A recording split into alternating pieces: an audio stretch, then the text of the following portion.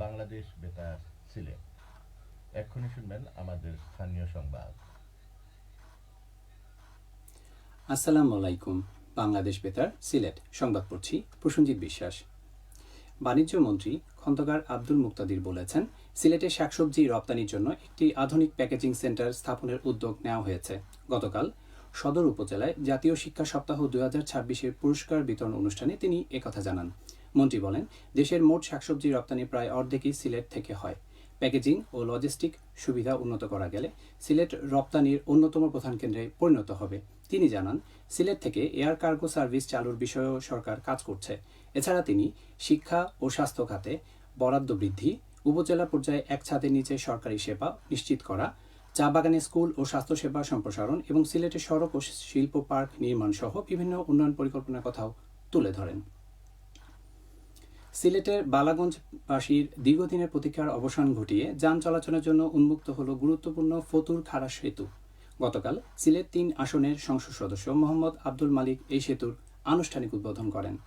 প্রায় ১৪ কোটি টাকা ব্যয়ে নির্মিত সেতুটি এই অঞ্চলের যোগাযোগ ব্যবস্থায় নতুন দিগন্তের সূচনা করবে বলে আশা করা হচ্ছে। অনুষ্ঠানে প্রধান অতিথি হিসেবে উপস্থিত থেকে সেতুর উদ্বোধন করেন সিলেট ৩ আসনের সংসদ সদস্য মোহাম্মদ আব্দুল মালিক। এ সময় বালাগঞ্জ উপজেলা নির্বাহী কর্মকর্তা মিরিন দেবনাথ, সড়ক ও জনপথ বিভাগের সিলেটের নির্বাহী প্রকৌশলী খায়রুল বাশার সাদ্দাম সহ উপস্থিত ছিলেন। উপস্থিত অনুষ্ঠানে বিএনপি ও অঙ্গ সংগঠনের স্থানীয় নেতৃবৃন্দ এবং জনপ্রতিনিধিরাও উপস্থিত ছিলেন। সিলেটের বালাগঞ্জে কৃষি পুনর্বাসন খাতের আওতায় ১,৬০০ কৃষকের মাঝে বিভিন্ন কৃষি উপকরণ বিতরণ কার্যক্রমের উদ্বোধন করা হয়েছে। গতকাল উপজেলা প্রশাসন ও কৃষি সম্প্রসারণ অধিদপ্তরের যৌথ উদ্যোগে আয়োজিত অনুষ্ঠানে প্রধান অতিথি হিসেবে কর্মসূচির উদ্বোধন করেন সিলেট ৩ আসনের সংসদ সদস্য মোহাম্মদ আব্দুল মালিক। অনুষ্ঠানে সভাপতিত্ব করেন উপজেলা নির্বাহী কর্মকর্তা মেরিন দেবনাথ।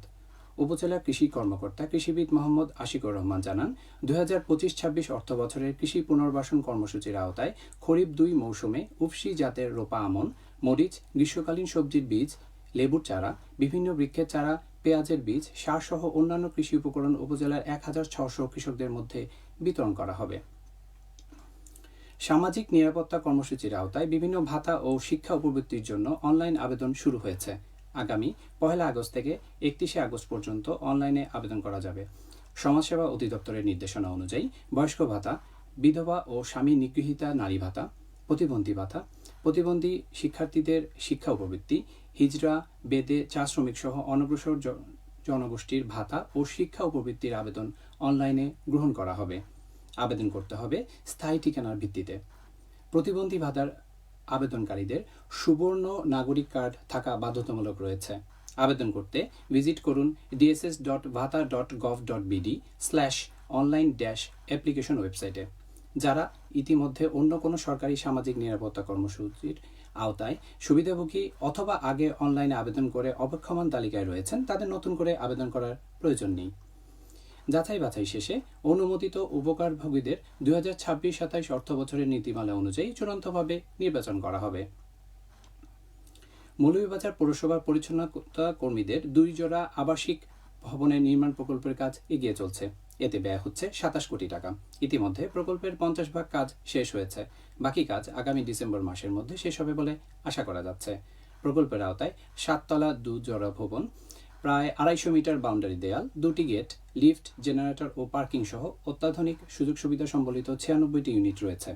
প্রকল্পটি বাস্তবায়িত হলে মৌলভীবাজার পৌরসভার পরিচ্ছন্নতা কর্মীদের আবাসন সমস্যার সমাধান সহ অন্যান্য সুযোগ সুবিধা বৃদ্ধি পাবে। এলজিইডি তা বাস্তবায়ন করছে। এবারে শুনুন কৃষি সংবাদ। মৌলভীবাজারে পাহাড়ি এলাকায় নাগা মরিচ চাষে দেশের অর্থনৈতিক উন্নয়নে নতুন মাত্রা যোগ হয়েছে। নাগা মরিচের আচার অত্যন্ত জনপ্রিয়, তাই আচার সহ সাদা ও কালো নাগার চাহিদা দেশের গণ্ডি পেরিয়ে ইউরোপ ও মধ্যপ্রাচ্যের বিভিন্ন দেশে রপ্তানি করা হচ্ছে। কৃষি সম্প্রসারণ অধিদপ্তর জানায়, অল্প খরচে অধিক লাভজনক এই নাগামরিচ চাষে পারিশ্রমিকও কম, তাই চাষিরা নাগামরিচ চাষে ঝুঁকে পড়েছেন। এই জেলার মাটি ও আবহাওয়া উপযোগী সালানসি, ক্যাপসিকাম ও ক্যাপসিকাম চাইনিজ এই ৩ জাতের নাগামরিচ ভালো ফলন দিচ্ছে। চলতি মৌসুমে ১৬৫ হেক্টর জমিতে নাগামরিচের চাষ করা হয়েছে। এই পরিমাণ জমি থেকে ২,১২৭ মেট্রিক টন মরিচ উৎপাদিত হবে বলে আশা করা যাচ্ছে, যার বাজার মূল্য প্রায় ১৬.৫ কোটি টাকা। সবশেষে আবহাওয়া। সন্ধ্যা 6টা পর্যন্ত পূর্বাভাসে বলা হয়েছে সিলেট ও পার্শ্ববর্তী এলাকায় দক্ষিণ দক্ষিণ পূর্ব দিক থেকে অস্থায়ীভাবে ঘন্টায় সর্বোচ্চ 60 কিলোমিটার বেগে ঝড়ো হাওয়া বয়ে যেতে পারে। সেই সঙ্গে হতে পারে বৃষ্টি অথবা বজ্রসহ বৃষ্টিপাত। এসব এলাকার নদীর মন্ত্রসমূহকে 1 নম্বর সতর্কতা সংকেত দেখিয়ে যেতে বলা হয়েছে। আজ সিলেটে সূর্যোদয় হয়েছে 5টা বেজে 5 মিনিট এবং সূর্য অস্ত যাবে 6টা বেজে 46 মিনিটে।